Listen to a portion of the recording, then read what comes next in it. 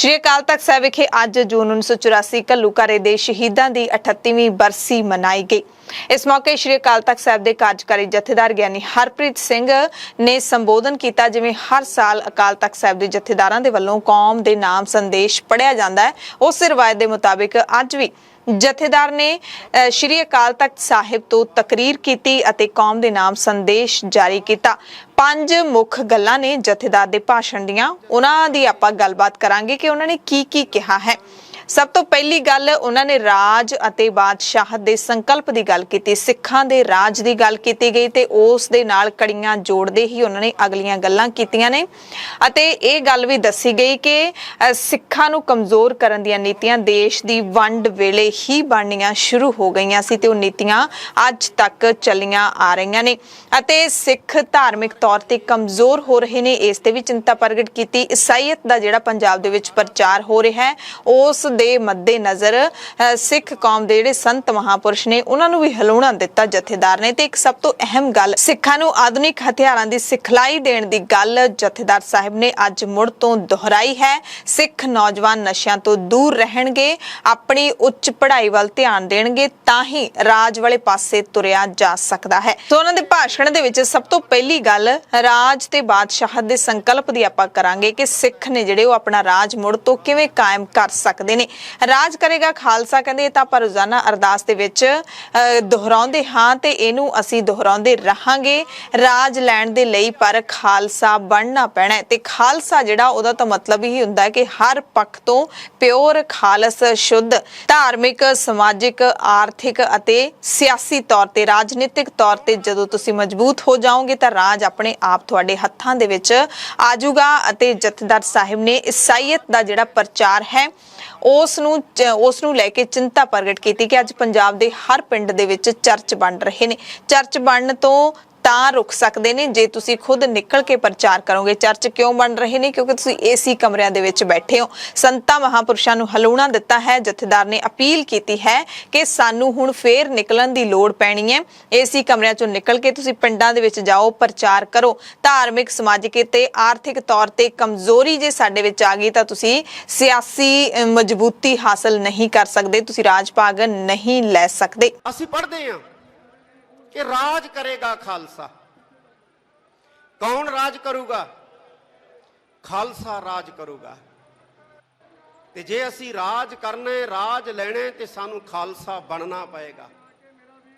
अज साडे सामने बहुत सारियां चुनौतियां जिहड़ियां ने वो खड़ियां ने, जिहड़ियां सानू कमजोर कर रहीआं ने धार्मिक तौर दे उत्ते, समाजिक तौर दे उत्ते और आर्थिक तौर दे उत्ते।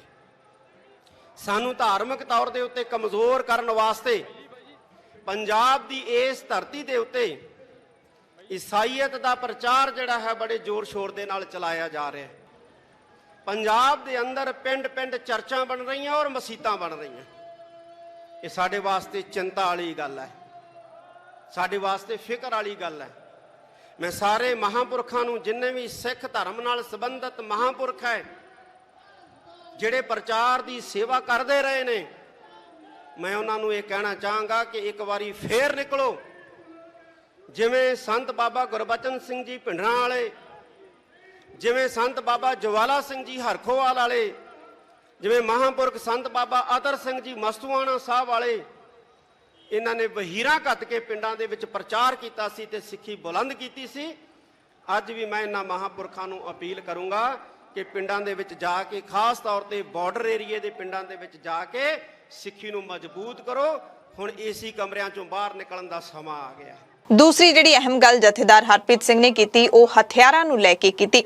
दूसरे पातशाह श्री गुरु अंगद देव साहिब महाराज दे जीवन की मिसाल दी कि जदों गुरु साहिब ने उस वेले मल अखाड़े शुरू किए सी, उसे दी तर्ज ते अज गतका अखाड़े ने जिहड़े वो हर गुरु घर दे विच शुरू करने पैणगे। गतका अकैडमियां शुरू कीतियां जाण, मॉडर्न शूटिंग रेंजां स्थापित कीतियां जाण, ये जथेदार ने कहा ते नाल ही दुनिया नूं सुनेहा भी दे दिता है कि बाकी लोग लुक छिप के हथियारां दी सिखलाई दिंदे ने, असीं शरेआम हथियारां दी सिखलाई देवांगे क्योंकि हथियारां दी सिखलाई लेना कोई जुर्म नहीं है। ਸ਼ਸਤਰ ਤੇ ਸ਼ਾਸਤਰ ਵਿਦਿਆ ਸਿੱਖ ਪੰਥ ਦੇ ਵਿੱਚ ਦੋਵੇਂ ਬੜੇ ਜ਼ਰੂਰੀ ਨੇ। ਜਥੇਦਾਰ ਨੇ ਸੁਨੇਹਾ ਸਿੱਖ ਜਥੇਬੰਦੀਆਂ ਨੂੰ, ਸੰਤਾਂ ਮਹਾਪੁਰਸ਼ਾਂ ਨੂੰ ਦਿੱਤਾ ਹੈ ਕਿ ਗੁਰੂ ਘਰ ਜਿਨ੍ਹਾਂ ਦਾ ਤੁਸੀਂ ਪ੍ਰਬੰਧ ਸਾਂਭਦੇ ਹੋ ਉਹਨਾਂ ਦੇ ਵਿੱਚ ਸ਼ੂਟਿੰਗ ਰੇਂਜਾਂ ਸਥਾਪਿਤ ਕਰੋ, ਸ਼ਰੇਆਮ ਕਰੋ, ਸਿਖਲਾਈ ਦਿਓ, ਇਹਦੇ ਵਿੱਚ ਕੁਝ ਵੀ ਗਲਤ ਨਹੀਂ ਹੈ। ਅੱਜ ਜ਼ਰੂਰਤ ਆ ਗਈ ਹੈ, ਜਿਵੇਂ ਧੰਨ ਗੁਰੂ ਅੰਗਦ ਦੇਵ ਜੀ ਮਹਾਰਾਜ ਨੇ ਖਡੂਰ ਸਾਹਿਬ ਦੀ ਧਰਤੀ ਦੇ ਉੱਤੇ ਮੱਲ ਅਖਾੜੇ ਕਾਇਮ ਕੀਤੇ ਸੀ। ਅੱਜ ਗੱਤਕਾ ਅਕੈਡਮੀਆਂ ਤੇ ਗੱਤਕੇ ਅਖਾੜੇ ਜਿਹੜੇ ਨੇ ਸਾਡੀਆਂ ਸੰਸਥਾਵਾਂ ਗੁਰਦੁਆਰਾ ਸਾਹਿਬਾਨ ਦੇ ਅੰਦਰ ਕਾਇਮ ਕਰਨ, ਔਰ ਮਾਡਰਨ ਜਿਹੜੇ ਨੇ ਸ਼ਸਤਰ ਅਭਿਆਸ ਦੇ ਕੇਂਦਰ ਜਿਹਨੂੰ ਸ਼ੂਟਿੰਗ ਰੇਂਜਾਂ ਕਹਿੰਦੇ ਨੇ ਉਹ ਵੀ ਕਾਇਮ ਕੀਤੀਆਂ ਜਾਣ। ਕੋਈ ਹਰਜ ਨਹੀਂ ਹੈ ਸਾਧ ਸੰਗਤ ਜੀ। ਜਿਹੜੇ ਦੂਸਰੇ ਲੋਕ ਹੈ ਉਹ ਲੁਕ ਛਿਪ ਕੇ ਜਿਹੜੇ ਹੈ ਆਪਣੇ ਲੋਕਾਂ ਨੂੰ ਹਥਿਆਰਾਂ ਦੀ ਟ੍ਰੇਨਿੰਗ ਦੇ ਰਹੇ ਹੈ, ਸ਼ਸਤਰਾਂ ਦੀ ਟ੍ਰੇਨਿੰਗ ਦੇ ਰਹੇ ਹੈ। ਅਸੀਂ ਲੁਕ ਛਿਪ ਕੇ ਨਹੀਂ ਦੇਵਾਂਗੇ, ਅਸੀਂ ਸ਼ਰੇਆਮ ਦੇਵਾਂਗੇ, ਖੁੱਲ੍ਹੇਆਮ ਦੇਵਾਂਗੇ। ਤੇ ਤਕਰੀਰ ਦਰਮਿਆਨ ਜਥੇਦਾਰ ਨੇ ਸੁਰੱਖਿਆ ਦੇ ਬਾਰੇ ਵੀ ਗੱਲ ਕੀਤੀ, ਜਿਹੜੀ ਐਤਕੀ ਲਾਈ ਗਈ ਹੈ ਗੁਰੂ ਕੀ ਨਗਰੀ ਅੰਮ੍ਰਿਤਸਰ ਦੇ ਵਿੱਚ। ਕਹਿੰਦੇ ਐਤਕੀ ਜਿੰਨੀ ਸੁਰੱਖਿਆ ਲੱਗੀ ਹੈ ਉਨੀ ਕਦੇ ਵੀ ਨਹੀਂ ਲੱਗੀ। ਐਤਕੀ ਜਿੰਨਾ ਗੁਰੂ ਕੀ ਨਗਰੀ ਅੰਮ੍ਰਿਤਸਰ ਨੂੰ ਵੱਡਾ ਜਿਹੜਾ ਘੇਰਾ ਪਾਇਆ ਗਿਆ ਹੈ ਸੁਰੱਖਿਆ ਦਾ, ਉਹਨਾਂ ਕਦੇ ਵੀ ਨਹੀਂ ਪਾਇਆ। ਕਹਿੰਦੇ ਮੈਂ ਪੁੱਛਿਆ ਵੀ ਸੀ, ਸਰਕਾਰ ਨੂੰ ਪੁੱਛਿਆ ਸੀ, ਯਾਨੀ ਕਿ ਕੱਲ ਜਦੋਂ ਮੁੱਖ ਮੰਤਰੀ ਭਗਵੰਤ ਸਿੰਘ ਮਾਨ ਦੇ ਨਾਲ ਮੁਲਾਕਾਤ ਹੋਈ ਹੈ ਜਥੇਦਾਰ ਦੀ, ਤਾਂ ਉਹਨਾਂ ਨੇ ਇਹ ਸਵਾਲ ਪੁੱਛਿਆ ਕਿ ਐਤਕੀ ਇੰਨੀ ਸੁਰੱਖਿਆ ਕਿਉਂ ਲਾਈ ਗਈ। ਕਹਿੰਦੇ ਜਵਾਬ ਮਿਲਿਆ ਸੀ ਕਿ ਸੁਰੱਖਿਆ ਦੇ ਲਈ, ਸਿੰਘਾਂ ਦੀ ਸੁਰੱਖਿਆ ਦੇ ਲਈ ਇਹ ਜਿਹੜੀ ਸਰਕਾਰੀ ਸੁਰੱਖਿਆ ਲਾਈ ਗਈ ਹੈ। ਜਥੇਦਾਰ ਨੇ ਕਿਹਾ ਕਿ ਸਿੱਖ ਕੌਮ ਸ਼ੇਰਾਂ ਦੀ ਕੌਮ ਹੈ, ਸਰਕਾਰ ਨੇ ਇਸ ਵਾਰੀ ਸਾਨੂੰ ਵੱਡਾ ਘੇਰਾ ਘੱਤਿਆ ਹੈ। ਹਾਲਾਂਕਿ ਘੇਰੇ ਨੇ ਜਿਹੜੇ ਉਹ ਸ਼ੇਰਾਂ ਨੂੰ ਕਾਬੂ ਕਰਨ ਵਾਸਤੇ ਪਾਉਣੇ ਪੈਂਦੇ ਨੇ, ਪਰ ਅਸੀਂ ਤੁਹਾਨੂੰ ਦੱਸਣਾ ਚਾਹੁੰਦੇ ਹਾਂ ਕਿ ਸ਼ੇਰਾਂ ਨੂੰ ਸੁਰੱਖਿਆ ਦੀ ਲੋੜ ਨਹੀਂ ਹੈ, ਇਹਨਾਂ ਸਿੰਘਾਂ ਨੂੰ ਸੁਰੱਖਿਆ ਦੀ ਲੋੜ ਨਹੀਂ ਹੈ, ਕਿਉਂਕਿ ਇਹ ਜਿਹੜੇ ਸਿੰਘ ਨੇ ਇਹ ਤਾਂ ਲੋਕਾਂ ਦੀ ਸੁਰੱਖਿਆ ਕਰਦੇ ਨੇ। ਇਹ ਵੀ ਉਹਨਾਂ ਨੇ ਸਰਕਾਰ ਨੂੰ ਦੱਸਿਆ ਕਿ ਸਿੱਖ ਕਦੇ ਵੀ ਨਿਹੱਥੇ ਤੇ ਵਾਰ ਨਹੀਂ ਕਰਦਾ, ਸਾਨੂੰ ਐਡੀ ਸੁਰੱਖਿਆ ਦੀ ਲੋੜ ਨਹੀਂ ਸੀ। ਤੇ ਜੇ ਆਮ ਸਿੱਖਾਂ ਦੀ ਗੱਲ ਕਰ ਲਈਏ ਤਾਂ ਪਿਛਲੇ 15 ਦਿਨਾਂ ਤੋਂ ਅਜਿਹੀ ਸੁਰੱਖਿਆ ਜਿਹੜੀ ਹੈ ਉਹਦੀ ਵਾੜ ਕੀਤੀ ਹੋਈ ਹੈ। ਸ਼ਹਿਰ ਦੇ ਚੱਪੇ ਦੇ ਵਿੱਚ ਸੁਰੱਖਿਆ ਲਾਈ ਹੈ। ਜ਼ਿਆਦਾਤਰ ਸਿੱਖਾਂ ਨੇ ਸੋਸ਼ਲ ਮੀਡੀਆ ਤੇ ਇਸ ਦਾ ਰੋਸਾ ਪ੍ਰਗਟ ਕੀਤਾ ਹੈ ਕਿ ਬਹੁਤ ਹੀ ਵੱਡਾ ਘੱਲੂਘਾਰਾ ਸੀ ਜੋ ਸਿੱਖ ਕੌਮ ਦੇ ਨਾਲ ਵਾਪਰਿਆ। ਬਹੁਤ ਹੀ ਸੋਗ ਦੇ ਵਿੱਚ ਸਿੱਖ ਨੇ ਜਿਹੜੇ ਇੱਥੇ ਇਕੱਠੇ ਹੁੰਦੇ ਨੇ, ਤੇ ਅਜਿਹੇ ਮੌਕੇ ਲੋਕਾਂ ਦੇ ਵਿੱਚ ਦਹਿਸ਼ਤ ਕਿਉਂ ਫੈਲਾਈ ਜਾ ਰਹੀ ਹੈ ਸਰਕਾਰ ਦੇ ਵੱਲੋਂ ਕਿ ਪਤਾ ਨਹੀਂ ਕੁਝ ਸਿੱਖਾਂ ਦੇ ਵੱਲੋਂ ਵੱਡਾ ਕੀਤਾ ਜਾਊਗਾ, ਕੁਝ ਗਲਤ ਕੀਤਾ ਜਾਊਗਾ। ਇਹ ਮੈਸੇਜ ਕਿਉਂ ਦਿੱਤਾ ਜਾ ਰਿਹਾ ਹੈ ਆਮ ਲੋਕਾਂ ਦੇ ਵਿੱਚ? ਇਹ ਜਿਹੜੀ ਸਿੱਖ ਕੌਮ ਹੈ ਇਹ ਮਰਦੇ ਮੁਜ਼ਾਹਦ ਧੰਨ ਧੰਨ ਸਾਹਿਬ ਸ੍ਰੀ ਗੁਰੂ ਗੋਬਿੰਦ ਸਿੰਘ ਪਾਤਸ਼ਾਹ ਦੀ ਪੈਦਾ ਕੀਤੀ, ਗੁਰੂ ਨਾਨਕ ਸਾਹਿਬ ਸੱਚੇ ਪਾਤਸ਼ਾਹ ਦੀ ਜਿਹੜੀ ਹੈ ਉਹ ਪ੍ਰਜਵਲਿਤ ਕੀਤੀ ਸ਼ੇਰਾਂ ਦੀ ਕੌਮ ਹੈ। ਇਸ ਵਾਰ ਸ੍ਰੀ ਅੰਮ੍ਰਿਤਸਰ ਸਾਹਿਬ ਦੇ ਆਸ-ਪਾਸ ਸਰਕਾਰ ਨੇ ਬਹੁਤ ਵੱਡਾ ਘੇਰਾ ਕੱਤਿਆ। ਸਰਕਾਰ ਵੀ ਮੰਨਦੀ ਹੈ ਕਿ ਇਹ ਸ਼ੇਰਾਂ ਦੀ ਕੌਮ ਹੈ, ਕਿਉਂਕਿ ਸ਼ੇਰਾਂ ਨੂੰ ਕਾਬੂ ਕਰਨ ਵਾਸਤੇ ਵੱਡੇ ਵੱਡੇ ਪਿੰਜਰੇ ਜਿਹੜੇ ਨੇ ਜਾਂ ਵੱਡੀਆਂ ਵੱਡੀਆਂ ਦੀਵਾਰਾਂ ਖੜੀਆਂ ਕੀਤੀਆਂ ਜਾਂਦੀਆਂ। ਗਿੱਦੜਾਂ ਨੂੰ ਰੋਕਣ ਵਾਸਤੇ ਪਿੰਜਰੇ ਖੜੇ ਕਰਨ ਦੀ ਜ਼ਰੂਰਤ ਨਹੀਂ ਪੈਂਦੀ। ਸਰਕਾਰਾਂ ਨੂੰ ਪੁੱਛਿਆ ਵੀ ਇੰਨੇ ਸੁਰੱਖਿਆ ਘੇਰੇ ਕਿਉਂ? ਕਹਿੰਦੇ ਜੀ ਸਿੱਖਾਂ ਦੀ ਸੁਰੱਖਿਆ ਵਾਸਤੇ। ਉਹ ਸਿੱਖਾਂ ਨੂੰ ਸੁਰੱਖਿਆ ਦੀ ਲੋੜ ਨਹੀਂ ਹੈ, ਸ਼ੇਰਾਂ ਨੂੰ ਸੁਰੱਖਿਆ ਦੀ ਲੋੜ ਨਹੀਂ ਹੈ। ਹਾਂ, ਸ਼ੇਰਾਂ ਤੋਂ ਸੁਰੱਖਿਆ ਦੀ ਲੋੜ ਹੈ, ਤੇ ਤੁਸੀਂ ਸ਼ੇਰਾਂ ਤੋਂ ਸੁਰੱਖਿਅਤ ਕਰਨ ਵਾਸਤੇ ਇਹ ਜਿਹੜੇ ਸੁਰੱਖਿਆ ਦਸਤੇ ਜਾਂ ਸੁਰੱਖਿਆ ਦੀਵਾਰਾਂ ਜਿਹੜੀਆਂ ਨੇ ਬਣਾਈਆਂ ਨੇ, ਇਹ ਸਾਨੂੰ ਦਿਸ ਰਹੀਆਂ ਨੇ। ਜਥੇਦਾਰ ਸਾਹਿਬ ਨੇ ਆਪਣੇ ਸੰਬੋਧਨ ਦੀ ਸ਼ੁਰੂਆਤ ਕੀਤੀ ਹੈ ਜਿਹੜੀ ਉਹ ਸਰਕਾਰ ਦੀਆਂ ਨੀਤੀਆਂ ਦੇ ਨਾਲ ਕੀਤੀ। ਕਹਿੰਦੇ ਸਿੱਖ ਕੌਮ ਨੂੰ ਆਰਥਿਕ, ਸਮਾਜਿਕ, ਧਾਰਮਿਕ ਅਤੇ ਸਿਆਸੀ ਤੌਰ ਤੇ ਕਮਜ਼ੋਰ ਕਰਨ ਦੀ ਨੀਤੀ ਜਵਾਹਰ ਲਾਲ ਨਹਿਰੂ ਦੇ ਵੱਲੋਂ ਹੀ ਤਿਆਰ ਕੀਤੀ ਗਈ ਸੀ। 1947 ਦੇ ਵਿੱਚ ਹੀ ਨੀਤੀਆਂ ਬਣ ਗਈਆਂ ਸੀ। ਇਸ ਦਾ ਸਿੱਟਾ 1984 ਦੇ ਵਿੱਚ ਸ਼੍ਰੀ ਅਕਾਲ ਤਖਤ ਸਾਹਿਬ ਅਤੇ ਹੋਰ ਧਾਰਮਿਕ ਸਥਾਨਾਂ ਤੇ ਹੋਏ ਹਮਲੇ ਦੇ ਰੂਪ ਦੇ ਵਿੱਚ ਸਾਹਮਣੇ ਆਇਆ, ਤੇ ਵੰਡ ਦੇ ਵੇਲੇ ਹੀ ਸਿੱਖਾਂ ਨੂੰ ਕਮਜ਼ੋਰ ਬਣਾਉਣ ਦੀਆਂ ਨੀਤੀਆਂ ਜਿਹੜੀਆਂ ਉਹ ਬਣਾ ਲਈਆਂ ਗਈਆਂ ਸੀ। ਤੇ ਅੱਜ ਕੌਮ ਦੇ ਸਾਹਮਣੇ ਉਹ ਨੀਤੀਆਂ ਵੱਡੀ ਚੁਣੌਤੀ ਬਣ ਕੇ ਖੜੀਆਂ ਨੇ, ਜਿਨ੍ਹਾਂ ਦਾ ਟੱਕਰਾ ਸਾਨੂੰ ਮਿਲ ਕੇ ਕਰਨਾ ਪਊਗਾ। ਜਿਸ ਵਕਤ ਭਾਰਤ 1947 ਦੇ ਵਿੱਚ ਭਾਰਤੀ ਲੋਕਾਂ ਦੇ ਕਹਿਣ ਮੁਤਾਬਕ ਆਜ਼ਾਦ ਹੋਇਆ, ਸਿੱਖਾਂ ਨੂੰ ਨੱਪਣ ਦੀ, ਸਿੱਖਾਂ ਨੂੰ ਕੁੱਟਣ ਦੀ ਪਾਲਿਸੀ ਜਿਹੜੀ ਹੈ ਉਸੇ ਵੇਲੇ ਤਿਆਰ ਹੋ ਗਈ ਸੀ, ਔਰ ਤਿਆਰ ਕੀਤੀ ਸੀ ਜਵਾਹਰ ਲਾਲ ਨਹਿਰੂ ਨੇ ਕਿ ਇਸ ਹਿੰਦੁਸਤਾਨ ਦੇ ਅੰਦਰ, ਇਸ ਭਾਰਤ ਦੇ ਅੰਦਰ ਸਿੱਖਾਂ ਨੂੰ ਨੱਪਣਾ ਹੈ, ਸਿੱਖਾਂ ਨੂੰ ਕੁੱਟਣਾ ਹੈ, ਸਿੱਖਾਂ ਨੂੰ ਦੱਬਣਾ ਹੈ, ਆਰਥਿਕ ਤੌਰ ਤੇ ਕਮਜ਼ੋਰ ਕਰਨਾ ਹੈ, ਸਮਾਜਿਕ ਤੌਰ ਤੇ ਕਮਜ਼ੋਰ ਕਰਨਾ ਹੈ, ਧਾਰਮਿਕ ਤੌਰ ਤੇ ਕਮਜ਼ੋਰ ਕਰਨਾ ਹੈ, ਔਰ ਰਾਜਨੀਤਿਕ ਤੌਰ ਤੇ ਵੀ ਕਮਜ਼ੋਰ ਕਰਨਾ ਹੈ।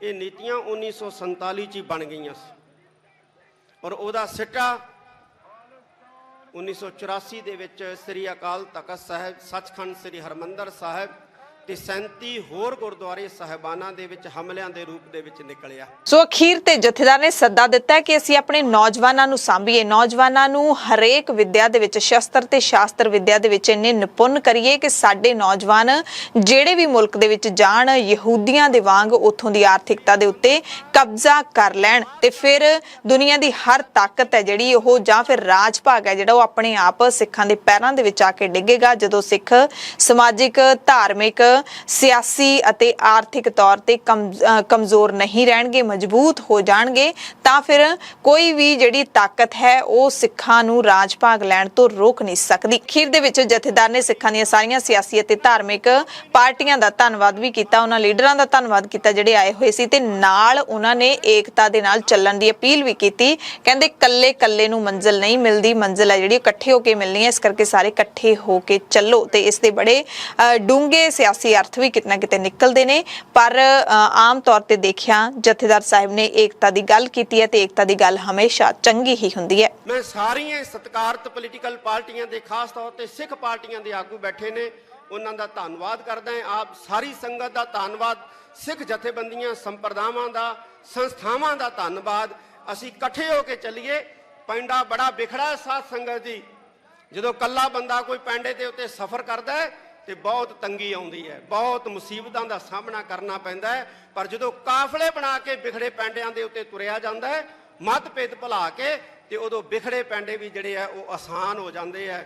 ਅਸੀਂ ਬੁਲੰਦੀਆਂ ਛੂਵਾਂਗੇ, ਗੁਰੂ ਦੇ ਬਣ ਜਾਈਏ। ਗੁਰੂ ਸਾਡੇ ਨਾਲ ਹੈ, ਗੁਰੂ ਦੀ ਅਸੀਸ ਸਾਡੇ ਨਾਲ ਹੈ। ਜਥੇਦਾਰ ਹਰਪ੍ਰੀਤ ਸਿੰਘ ਦੇ ਵੱਲੋਂ ਅੱਜ ਕੌਮ ਦੇ ਨਾਮ ਦਿੱਤੇ ਗਏ ਸੰਦੇਸ਼ ਦੀ, ਉਹਨਾਂ ਦੀ ਤਕਰੀਰ ਦੀ ਆਪਾਂ ਗੱਲਬਾਤ ਕੀਤੀ ਹੈ ਕਿ ਉਹਨਾਂ ਦੇ ਭਾਸ਼ਣ ਦੇ ਵਿੱਚੋਂ ਕਿਹੜੀਆਂ ਮੁੱਖ ਗੱਲਾਂ ਨੇ ਜਿਹੜੀਆਂ ਉਹ ਨਿਕਲ ਕੇ ਸਾਹਮਣੇ ਆਉਂਦੀਆਂ ਨੇ, ਕੀ ਸੁਨੇਹੇ ਉਹਨਾਂ ਦੇ ਵੱਲੋਂ ਦਿੱਤੇ ਗਏ ਨੇ ਤੇ ਉਹਨਾਂ ਦੇ ਸੰਦੇਸ਼ ਦੇ ਕੀ ਮਾਇਨੇ ਮਤਲਬ ਨਿਕਲਦੇ ਨੇ, ਇਸ ਦੀ ਧਾਰਮਿਕ ਮਾਹਿਰ ਖੁਦ ਹੀ ਪੜਚੋਲ ਕਰ ਲੈਣਗੇ। ਧੰਨਵਾਦ।